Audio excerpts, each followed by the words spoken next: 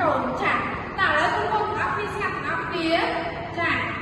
តែឥឡូវចាំត្រៀមស្ងាត់អ្នកគ្នាតើកូនធ្លាប់និយាយ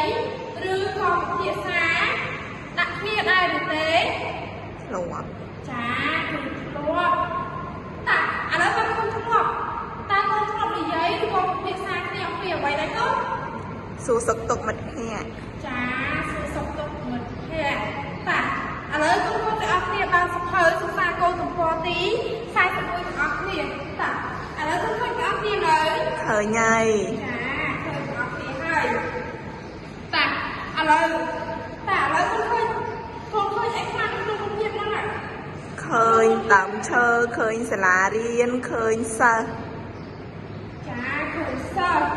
តើពួកគាត់កំពុងតែនៅឯណាដែរកូននៅសាលារៀនគឺនៅសាលារៀនតើគាត់អាចនិយាយបានទេថាគាត់កំពុងតែធ្វើអ្វីគាត់កំពុងតែណែនាំមិត្តភក្តិឲ្យស្គាល់គ្នាគាត់កំពុងតែជជែកឬក៏ណែនាំមិត្តភក្តិឲ្យស្គាល់គ្នាតាឥឡូវកូនទាំងអស់គ្នាចាំដឹងដែរថាអត្ថបទនោះអ្នកចាំនិយាយពីអីចាងចាធ្វើការតាក់កូនចាអត្ថបទនោះគឺចង់និយាយអំពីការនិយាយការណែនាំមិត្តឲ្យស្គាល់គ្នាតាឥឡូវមកអ្នកគ្រូបន្តប្រាប់កូនណាបន្តពីកូនបានទូទាយពីរូបភាពហើយកូនអាចដឹងដែរថានៅក្នុងអត្ថបទនោះគេចង់និយាយពីអ្វីដែរកូនអត្ថបទនេះចង់និយាយអំពីការនិយាយណែនាំមិត្តឲ្យស្គាល់គ្នាចាពិតជាត្រឹមត្រូវកូនតាឥឡូវអ្នកគ្រូនឹងធ្វើការបន្ទាប់ពីកូនបានទូទាយហើយចឹងអ្នកគ្រូនឹងធ្វើការអានឲ្យកូនស្ដាប់ទាំងអស់គ្នាចាតែឥឡូវកូនដាក់ដៃលើទឹកទាំងអស់គ្នាដោយធ្វើការស្ងៀមស្ងាត់តាមេរៀនទី35ការណែនាំមិត្តឲ្យស្គាល់គ្នាការនិយាយខាងក្រោមនេះជាការសន្ទនាណែនាំឲ្យស្គាល់មិត្តនៅពេលជួបគ្នាដំបូងបងណាសួស្ដីសុភីនេះគឺជាតារាគេជាមិត្តខ្ញុំសួស្ដីតារាខ្ញុំរីករាយណាស់ដោយបានស្គាល់មិត្តសួស្តារាសួស្ដីសុភីខ្ញុំក៏រីករាយដូចមិត្តដែរតើសុភីរៀននៅថ្នាក់ណា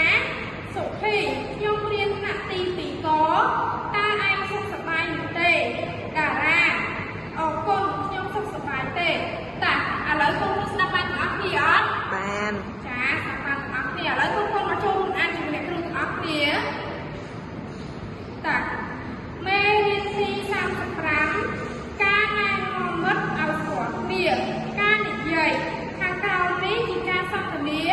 ណែនាំឲ្យស្គាល់នៅពេលជួបគ្នាដំបូងបូណាសួស្ដីសុភីនេះគឺជាតារាគេជាមិត្តខ្ញុំសុភីសួស្ដីតារាខ្ញុំរីករាយណាស់ដោយបានស្គាល់មិត្តតារាសួស្ដីសុភីខ្ញុំក៏រីករាយដូចមិត្តដែរតើសុភីរៀននៅថ្នាក់ណាសុភីខ្ញុំរៀននៅថ្នាក់ទី2កតើឯងសុខសប្បាយឬទេតារាអរគុណខ្ញុំសុខសប្បាយទេតាឥឡូវអ្នកគ្រូធ្វើការកូនបានថានៅក្នុងអត្ថបទការនិយាយនោះគឺមានតួអង្គប្រមាណអ្នកកូន3នាក់ចាមានតួអង្គ3នាក់អញ្ចឹងអ្នកគ្រូនឹងចាប់ឲ្យកូន3នាក់ឲ្យឡើងសន្ទនាគ្នាតាឥឡូវអ្នកគ្រូឲ្យតៃឡៃហេ